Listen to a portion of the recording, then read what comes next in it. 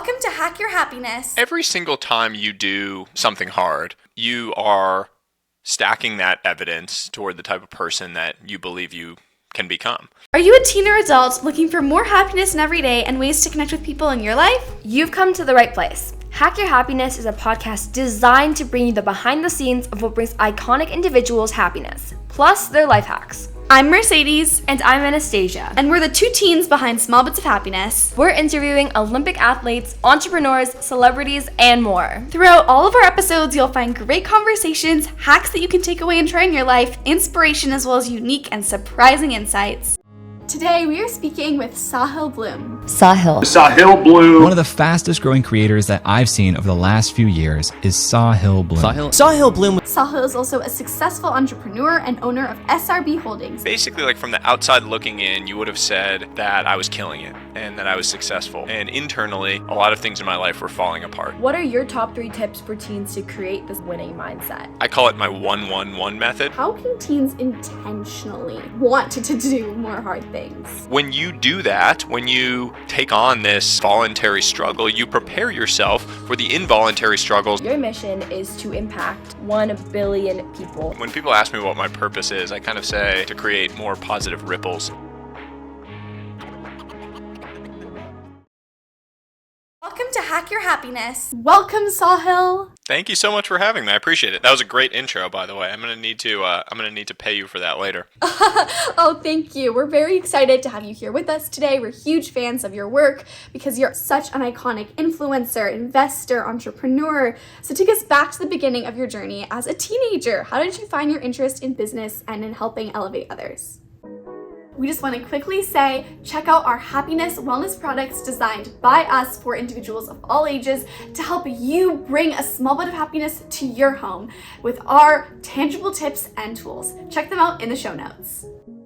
Ooh, that's a great question. I most of my childhood, I was I would say like the ne'er-do-well son of my parents. So I have an older sister who is 3.5, 4 years older than me. And she was always the really high achieving one. So I don't know if any of you have siblings, but like my sister was the golden child. So she got the best grades. She did all the things that my parents would want a kid to do. And I was always kind of like getting in trouble, kind of class clown, like screwing around. I played baseball. And so like I really had attached my identity to being an athlete. And a lot of that was just driven by my own insecurity about not being as smart as my sister. Like in my mind, I had convinced myself that I wasn't the smart one. I was the athletic one.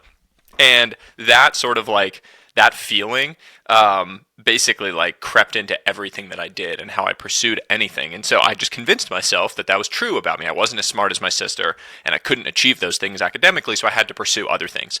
Looking back on it, it was total rubbish. And it's something that I would encourage young people to do a lot more is just think a little bit more clearly about those self-limiting beliefs that you establish for yourself as a young person, because most of them are completely made up in your mind. But I was fortunate in that I was relatively talented at baseball. I worked extremely, extremely hard to make the most of that talent, and I ended up getting a scholarship to go play in college.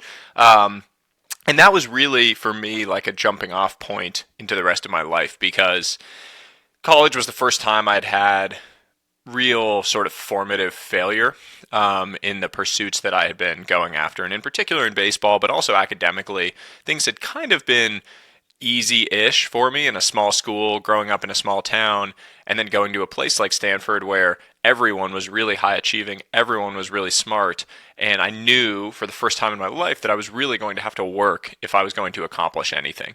So that was really the story of my younger years. I think a lot of it was just kind of driven by this insecurity that it took me a long time to scrub away. Yeah, I definitely think that we oftentimes put ourselves into like a box because we feel like, oh, we're not going to be able to achieve as much as, Yeah. If my sister is better at academics. It's like if I'm an athlete, I have to just be an athlete. I can't also be good at math or good at science. Exactly, and we kind of then expect ourselves to perform to only those types of standards, and then we kind of don't try to push ourselves and make ourselves feel a little bit more uncomfortable and get better at those other things that we could also get good at. And then we have like mental blocks because we feel like, oh, you know, I'm never just going to be good at math because I'm an athlete, so that's okay, when we could get better if we really try pushing ourselves. And your journey sounds so amazing, and like you've been through so much. But throughout your journey and your entire career, what do you think your most significant challenge has been, and how did you overcome this? I think it was really that identity shift. I mean, you just mentioned it, actually, Anastasia. I think that feeling of putting yourself into a box and actually needing to like take a hammer and just destroy that box is one of the most challenging things that anyone faces, because at the end of the day, we all think we're searching for money, fame, success, wealth, all of these things. And in reality, what we're really searching for is identity. Like, we're all really searching for that feeling of that we know how we fit into the world, how we fit into our communities, our relationships, all of those things. And when you feel like the identity that you've held for yourself is getting broken, that's a really painful struggle at times for people. And like, you know, you see it with athletes whose career comes to an end, or you see it with people when they return from war in the military. It's really, really hard to shift your identity. And so that process for me of, baseball sort of coming to an end at the end of my collegiate career, and realizing that I needed to create a new identity, who I was and who I was going to be in sort of the real world, quote unquote, that was a really big challenge. And fortunately, I had friends and mentors who were the type of people that kind of believed in me before I believed in myself. And I've talked about this in the past, but I think that one of the most powerful things in life is having that one friend, that one person. It could be a partner, a spouse, it could be a sibling, it could be a parent, whatever it is, the one person that believes in you before you have that belief. Because it's easy to say, oh, believe in yourself, but most of us in our darkest times don't believe in ourselves. And a big part of that is because we don't have evidence, right? Like, it's easy to believe in yourself when you have evidence that you should believe in yourself. It's easy for me to believe in myself now when I've generated a bunch of evidence to prove to myself that I can do these things that I'm doing. But before you've done anything, before you have any evidence, you might not have that belief. And so it's really hard to make those transitions unless you have that one person who you can kind of lean on, who can like provide their shoulders for you to stand on so that you can see further, to paraphrase Isaac Newton's quote. So that for me was probably the biggest thing. You know, that person, I had a few of those people, but my dad was probably the most important one, because I remember when I realized that my baseball career was over, my shoulder was hurt, I called him, and I was really nervous about telling him, because so much of our relationship, my childhood, had been built around this sport and all the time we had spent together, the lessons, the games, the practices, all of that stuff. And I called him to tell him that I wasn't going to be able to play anymore. And I was really emotional, and he just said, okay, I don't care. And I was like, what do you mean? He said, well, on to the next thing. Like, I'm going to be there cheering you on in whatever you do next, and you're going to apply that exact same effort, intensity, energy that you've put into baseball all of these, 20 years of your life into whatever comes next, and I'm going to be there celebrating it at the finish line of whatever that is. And that feeling of just knowing someone has your back, you feel like a superhero. You can go do anything then. It's like everything is just, everything feels easy when you know you have a person like that in your life. Oh, I love that so much, because it's so true. Like, if we don't have, like, evidence, if we haven't achieved something, how do we know that we can do it? And I think that oftentimes as teens and as we grow up, we sometimes our interests shift, or we're not able to do what we were able to do when we were younger. And so when we have something that's like you with baseball, so strongly tied into our identity of how we perceive ourselves, sometimes we start tying our self-worth into that. And then once we aren't unable to do that, or unable to do it to the same extent, be it an injury, be it maybe we have to focus on school, or we move, or something shifts in our life, then we start to feel like we're less worthy. And so I really love how you said, like, having someone who sees you for the whole person you are, rather than just as a interest or a hobby or a job. Yeah, when I was a teenager, I didn't have a whole lot of confidence in myself. I was very arrogant. But that was a mask for my lack of confidence. It was actually, when you see people that are really arrogant, typically that's an insecurity. And it's manifesting as arrogance because they're covering up their insecurity with a bravado, with like a puff out my chest and talk about how great I am. But now looking back on it, I can be honest about it, which is I was really insecure. And so I masked that with this bravado. I was not confident in who I was. And what I've learned over the years is that I would see people who were confident and think like, oh my God, why don't I have that? Why don't I have what that person has, that confidence in themselves? And what I've realized the reality with confidence is that it is built, not born. And what I mean by that is confidence is fundamentally about the evidence that you can create. And when you are not confident in yourself, that's okay. All you need to do is focus on generating a tiny bit of evidence that you can start building confidence on top of, that you can start kind of stacking tiny pieces of evidence to create that confidence for yourself, to build that confidence over time.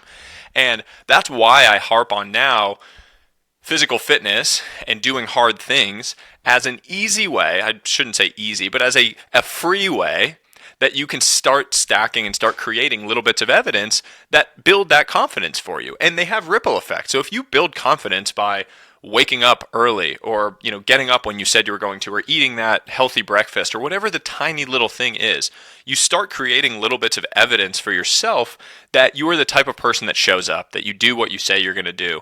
And that bleeds out into every other area of your life. And it makes you a more confident person because you are building and stacking those bricks of confidence over periods of time. That's fantastic because we love to focus on the small and the good things in every day, like to feel happier. And so I think that's so relatable in the sense of finding more confidence is how can you actually follow through on your actions and make your goals attainable so that then you don't feel like you've let yourself down if you can't achieve them.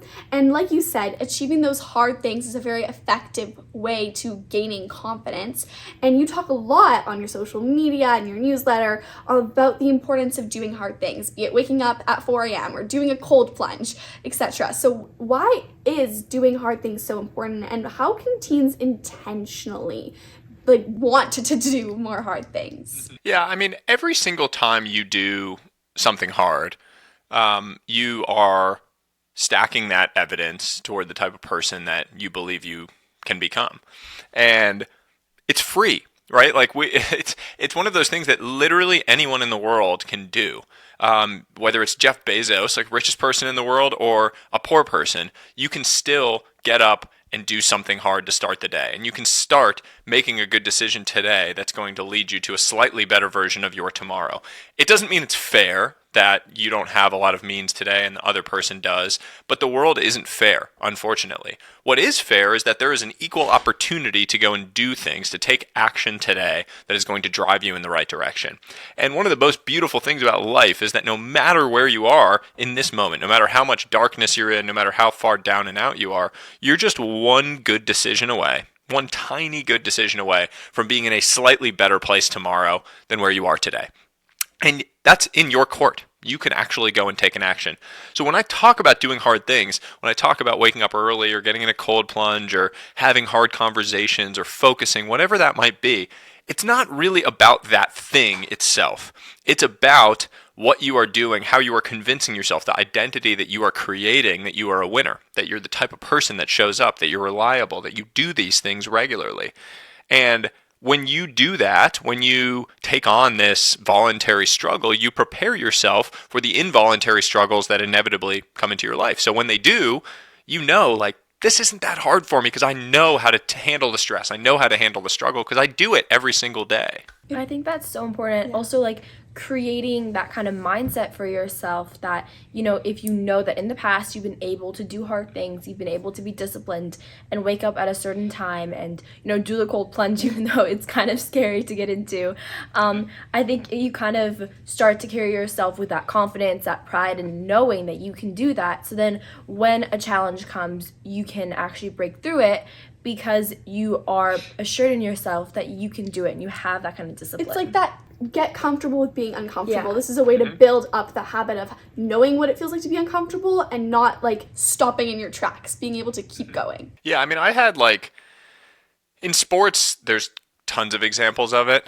You're the practice that you do in the rain or when it's crazy hot and humid out and it's miserable prepares you for the game or for the race when it's really tough and you start having pain. You remember back to those miserable training days. Like if I'm training for a marathon and it gets really tough during the marathon, as it will, I can look back to remembering that training day when there was a monsoon and I was running during it. I can look back to the day when I really didn't want to wake up and I did, and I went and did it. And you can go and grab that. I mean, David Goggins, I think, calls it like reaching into your cookie jar. Like you've created this jar of evidence that you can then go draw upon when the times get tough and when you get into those moments. It's like, it's building up a muscle fundamentally of your ability to do that over long periods of time. I love that. I love like the cookie jar. And then the Yeah. whole, I think then everything just kind of adds up to creating a mindset that you can win with. So what are your top 3 tips for teens to create this kind of winning mindset? It's a good question. I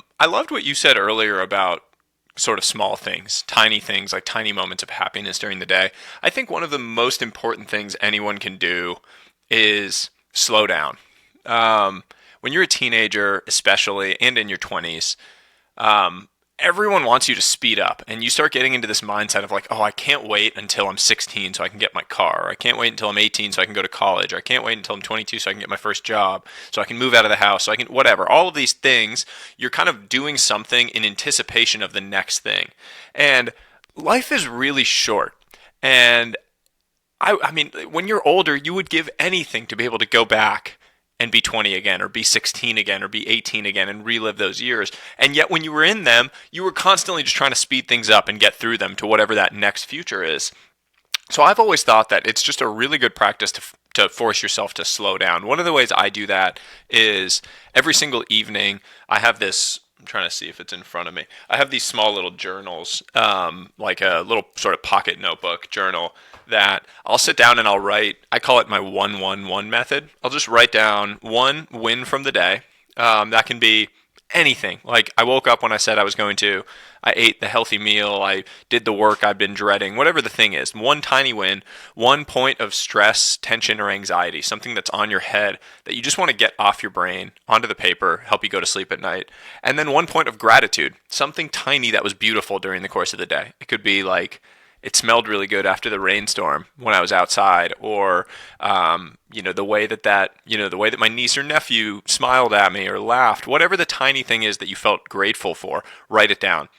Doing that every single evening, it takes like 2 minutes, and it forces this sort of just stillness and slowdown in your day that I think is hugely, hugely important for having that mindset over long periods of time. Because if you're constantly just going, you're going to burn out. I mean, we've all felt that at some point in our life, and it's unfortunate that people feel it at such a young age now, teenagers, but you're being forced to just push.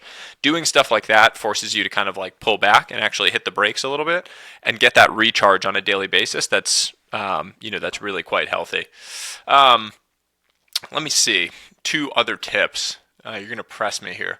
I think that developing some sort of physical habit is a huge benefit to your entire life. The next 70 years. Like I talked to this 90-year-old man a couple of years ago, and I was asking this whole group of 80 and 90-year-olds what advice they would give to their younger selves.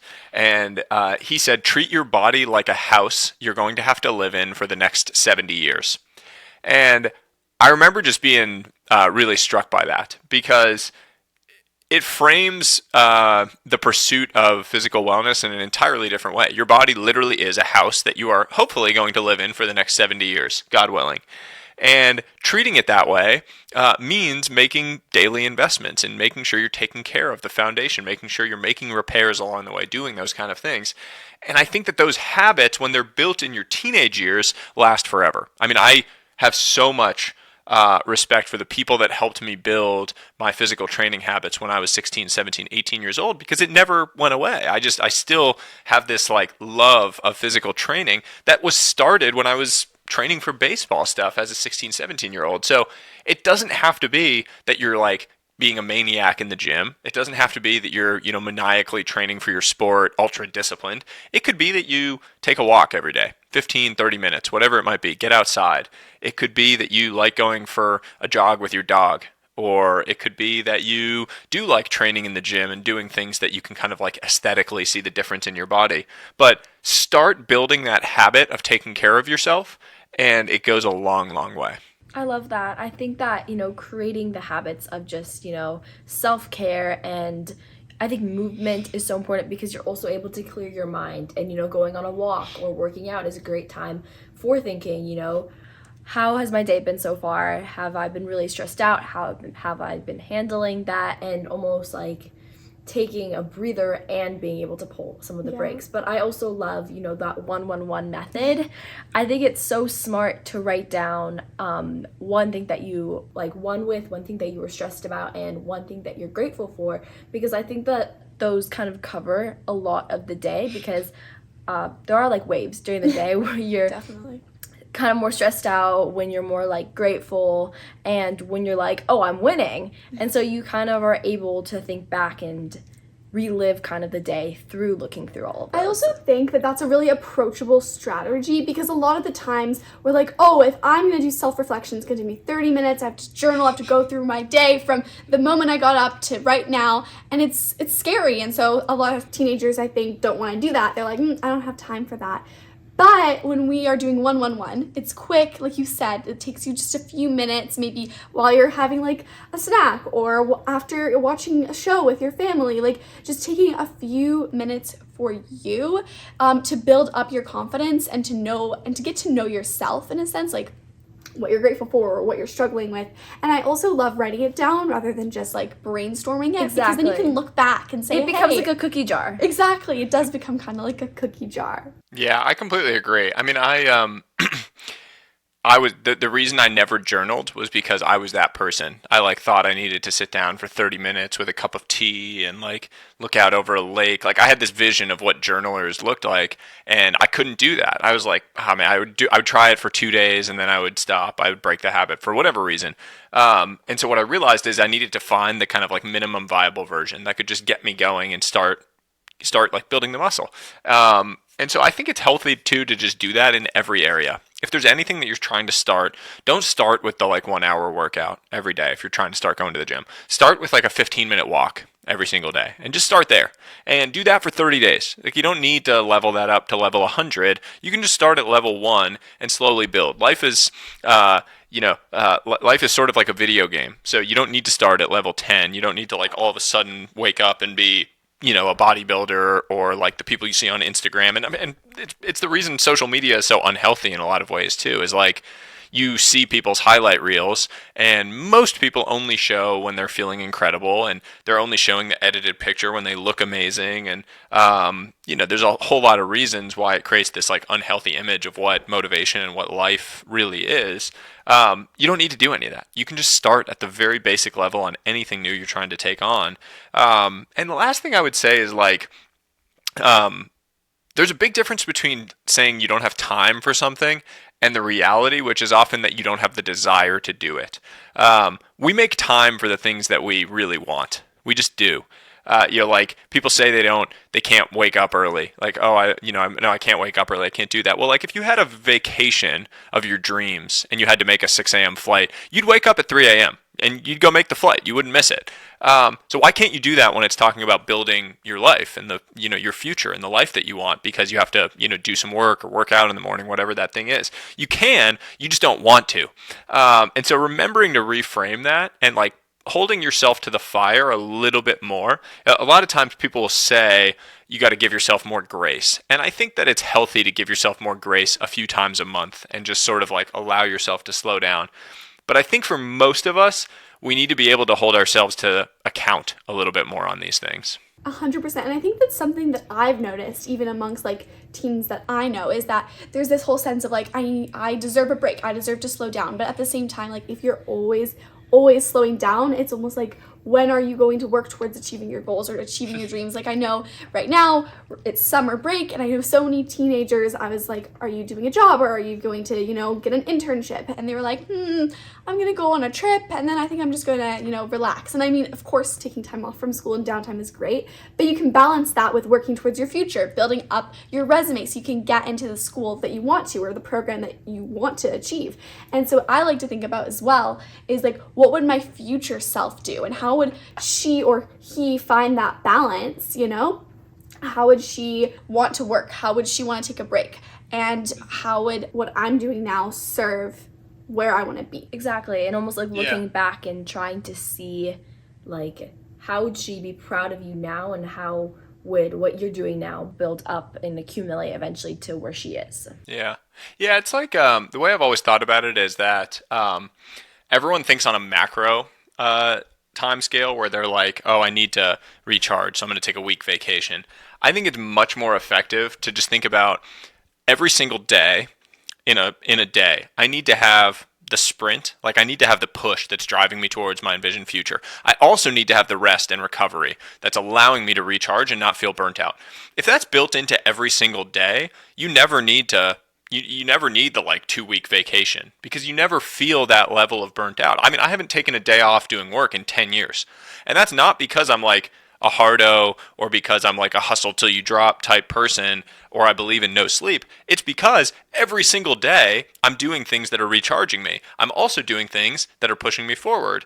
And so I don't feel all of a sudden like, oh my God, I need a vacation. I love writing, right? Like I write a lot. That's work for me. It's also really energy creating for me. I enjoy doing that. So if I can do those things on a daily basis, if I can build my life around things that are both energy creating and energy draining and sort of have this balance on a daily micro scale, I don't need that, 2-week vacation, or I don't have that week where I'm like, oh my God, I just need to lie in bed because I'm so gassed. Exactly. And that's why pushing yourself is like to the limit where you're exhausted and can't do anything is actually very not efficient, because then you have to go and take a break and lose progress and have all this catch up, and then again you have to catch up and you're stretching and sprinting for a long period of time, and it becomes very chaotic and messy. And so on the note, like you said, you love to write and it recharges you, and I think a lot of teens enjoy writing. I love writing. I know Anastasia enjoys writing, and so you recently announced, super exciting, a book, and we can't wait to read it. It's called The 5 Types of Wealth. So could you tell us what inspired you to write The 5 Types of Wealth, and what's one thing you want readers to take away? Yeah, I mean, this has been a long journey for me.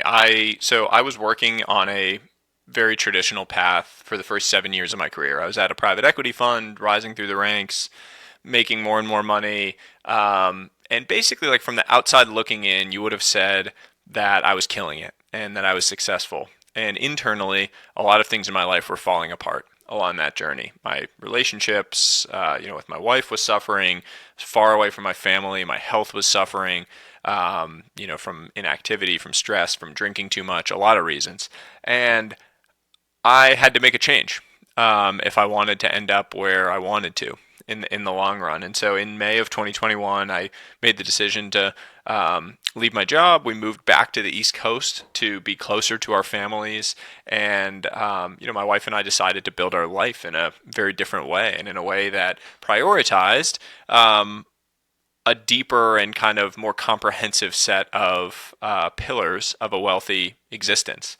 And that sparked the idea originally. I started thinking about it. I started talking to people. I started researching. And 3 years later, I was able to announce that this book was coming out. I signed the book deal with Penguin Random House in fall of 2022. So formally was working on it for, about 2 years, but informally for 3. And I'm just so excited to have it out in the world and have people be able to engage with it. It's based around this idea that there are 5 types of wealth, and money is only one of them. Financial wealth is one of the 5 types. And that in order to build a truly happy, comprehensively wealthy, fulfilling existence, you need to ask these questions about these other areas of your life that you want to prioritize and build.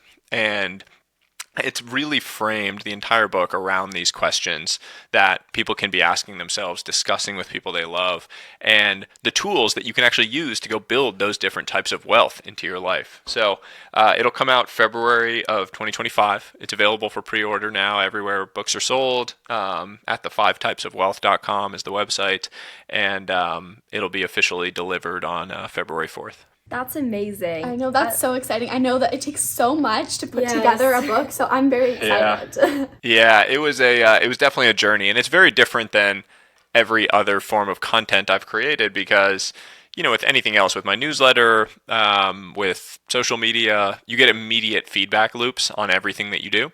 And with a book, it's like you're writing in the dark for 3 years, and then it's out in the world. And so it's very, very hard to get yourself, to motivated to work on it every single day, which you need to do if you're going to do something great. Yeah, For sure. totally. And I love how you talk about how there are so many different types of wealth, because I think in our society, oftentimes people focus more on like financial wealth, or, they spend all their time working on relationships, which of course all of those are important, but I think to be fully fulfilled, you need to have like 5 of those. So I'm very excited to read the book. I think it'll me be too. really amazing. I also think that in order to have like that winning mindset, we have to Yeah. be able to focus and delegate our attention onto these different kind of pillars of our life. So what are the 5? You said financial's 1. What are the other 4 types of wealth? Yeah, so time wealth, social wealth, mental wealth, physical wealth, and financial wealth. And it goes in that order in the book. And basically, the book is built around, there's one section for each type of wealth. And within each section, there's a guide at the end of kind of some of the science-backed and battle-tested tools for actually building that type of wealth into your life. That's amazing. That Yes. sounds Yeah. fantastic. That's and very exciting. I think the book will definitely impact so many people positively. And on your website, you share that your mission is to impact 1 billion people. That's a lot. And many people also want to make an impact. Maybe on a bit of a smaller scale, though. What's your advice on how others can positively impact their community? Maybe be 100, 1,000, or just their local community? I've always thought of this as creating ripples. So when people ask me what my purpose is, I kind of say to create more positive ripples in the world. And what I mean by that is when you create a piece of content, or when you have a conversation with someone, or when you share an idea, you are kind of tossing like a little rock into a pond. And hopefully, if the other person hears it and then they act on it, that is a ripple that then gets created out into the world. So if I say something to all of you on this podcast, and now you take that idea and you go off and start using it, you're going to interact with the world slightly differently and hopefully more positively as a result. You're now going to create more of those ripples out in the world. Like, you are going to kind of extend that well beyond myself. And so when I say 1 billion people, it doesn't need to be me reaching 1 billion people. It needs to be that the people that I impact now go out and impact people. And then those people go out and impact people. And when you put it in that context, it's actually not a particularly crazy goal. Maybe reaching 1 billion people individually is a crazy goal, but doing it through this sort of like exponential ripple effect is not that crazy. So I think it's all about, to me, just like, what is the one tiny positive impact that you can have on anyone you interact with? And it can be as small as smiling at a stranger on the street, which for whatever reason is like a weird thing for people these days. But it has a big impact. Like, if someone smiles and compliments you and says they like your shirt, or they like your bag, or they like your hair, whatever it is, you feel really good the rest of the day. It creates this amazing positive feeling within you, and then you're going to go interact more positively with the people that you encounter. You're probably going to compliment someone. You're probably going to say something nice. You're going to smile to your mom. You're going to do something. And that just extends way beyond yourself. So thinking that your impact needs to be dramatic or grand or big is really a fool's errand. It can be anything. It can be the tiniest little thing that you can do on a daily basis. But finding a way to have a positive impact on one person every single day, I think, is just a great goal to go after. I love that. Yeah. I think that's also so impactful towards us, because a little while back we interviewed a kindness expert, a psychiatrist, and she told us, just like what you said, when we're kind to someone, it makes them feel good, of course, but it also makes us feel good.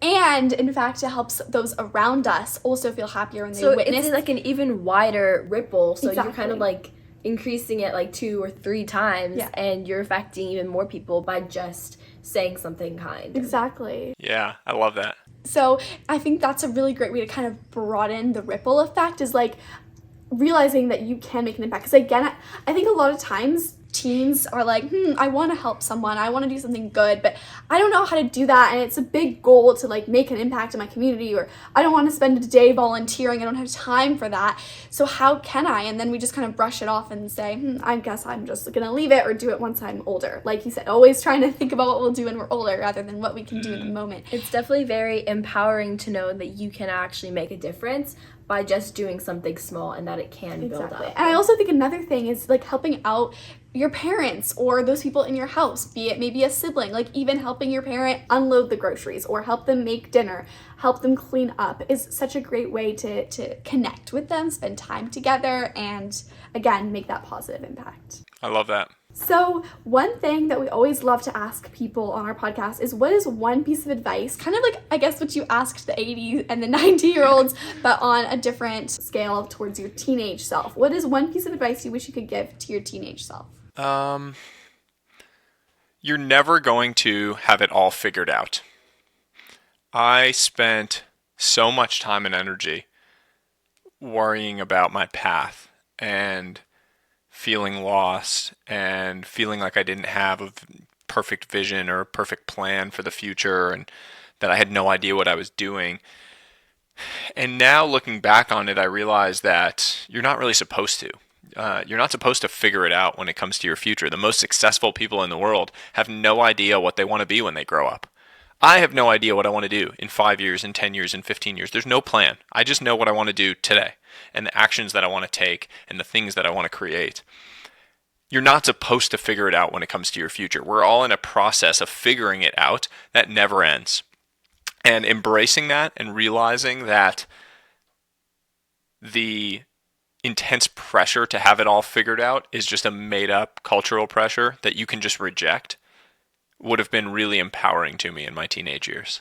I think that's something all of us need to hear. Yes. Because there's so much that happens, and I think once you zoom out and realize like there's 70 years to go, are you really going to be doing the same thing every single day for 70 years? That's highly unlikely, and you probably wouldn't be very happy or fulfilled if that was the case.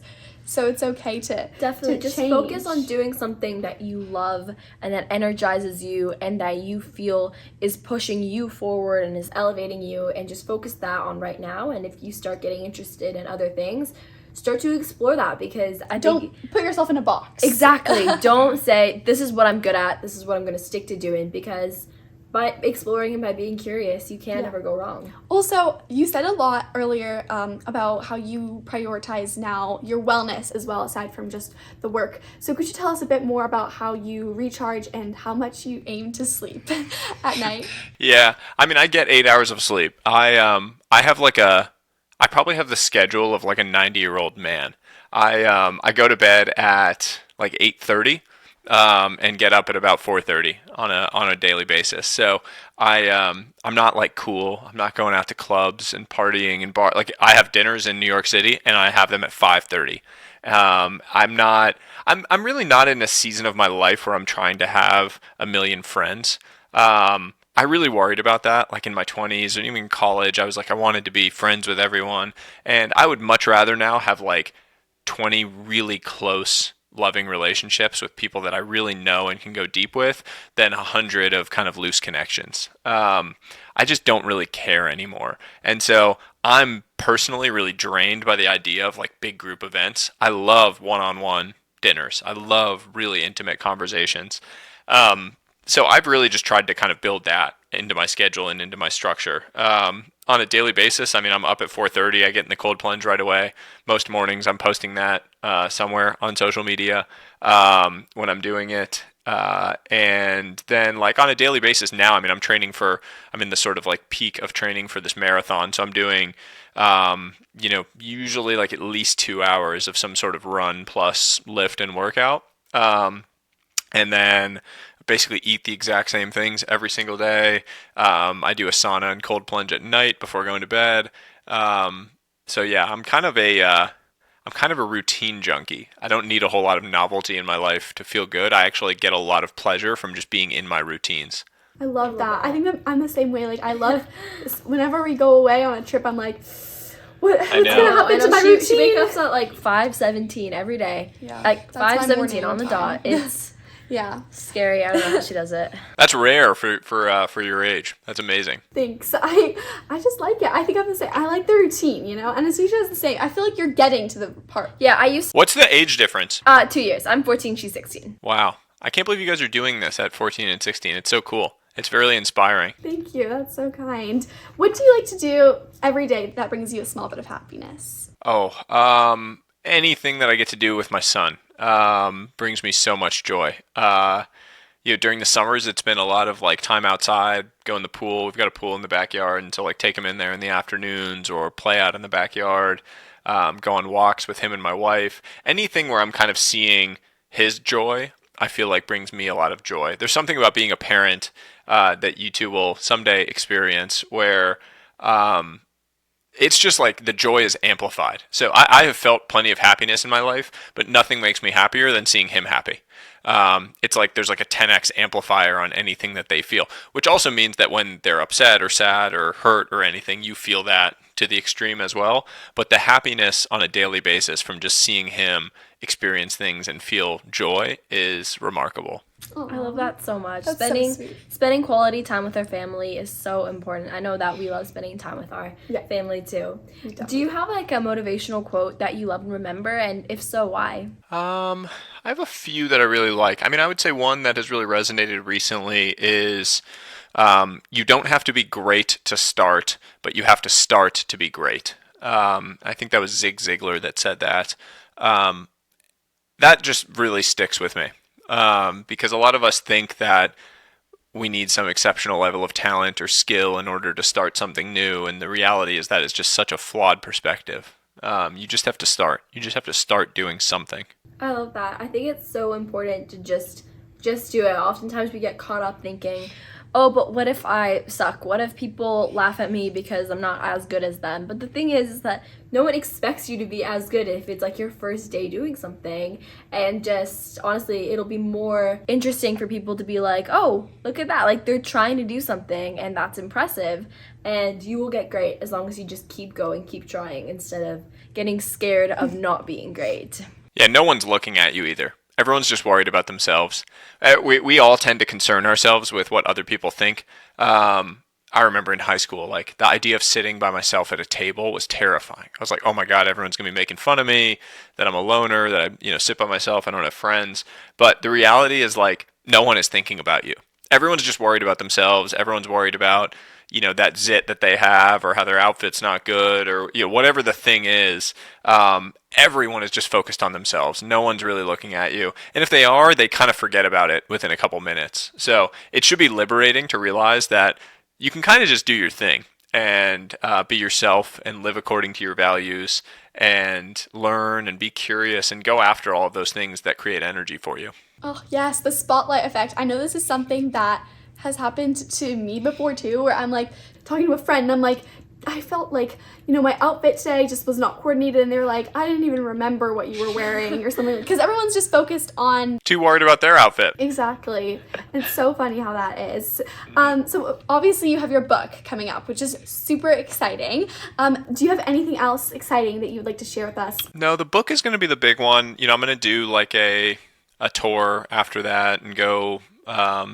meet tons of people in person and be out and travel all around and do that, which I'm really excited for. I think next year we'll start thinking about some different opportunities across different mediums like television, that might come out of the book. But for now, the book is really going to be the focus. Oh, that's so exciting. Can't wait. We can't wait to read it. Exactly, and is there anywhere where our audience can find you?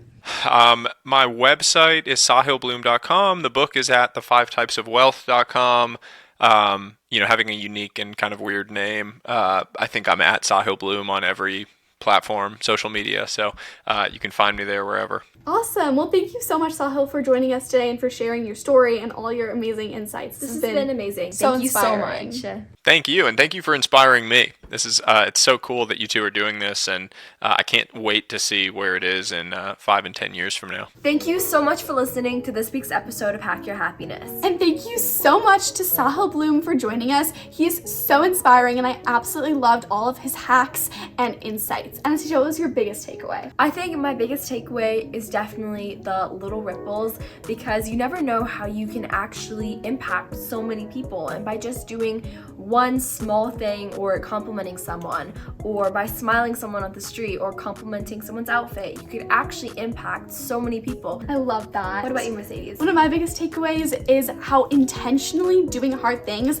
helps set us up for when unexpected hard things come up, because challenges and adversities are always going to be a part of our life, but by intentionally challenging ourselves, by intentionally, not quitting when things get hard, or having a tough conversation, or even not pressing snooze 7 times, we are able to build up the habit and the resilience that it takes to face hard adversities when they come up unexpectedly. And you can think of doing those things as baking cookies that you can then add to your cookie jar. Everything's better as a cookie. Exactly. If you enjoyed this week's episode of Hack Your Happiness, please leave us a 5-star review from wherever you're listening. It really helps us out and we really appreciate it. Also, be sure to join our happiness family. It's totally free. We'd love to have you, and that way you'll never miss another interview. You can join the family by following this podcast on whichever podcast listening platform you're on now. See you next time!